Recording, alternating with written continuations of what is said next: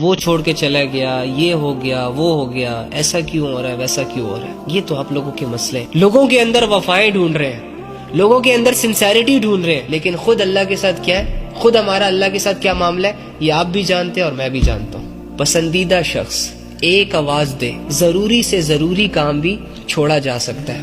اللہ اللہ ہو کر 5 دفعہ اپنے سامنے کھڑا ہونے کے لیے دعوت دے، اس وقت میرے کام امپورٹنٹ ہوتے ہیں. اس سے بڑا دھوکہ اور کیا ہوگا جو ہم اپنے آپ کو دیں. ہم تو روزانہ خود کو دھوکے دے رہے ہیں اور روزانہ اپنے آپ کو مطمئن کر رہے ہیں کہ کچھ نہیں ہے، سب ٹھیک ہے، اسکوپ چل رہا ہے. ڈونٹ وری، تو اکیلا نہیں ہے اللہ کا باغی، پوری دنیا اللہ کی بغاوت پہ اتری ہے.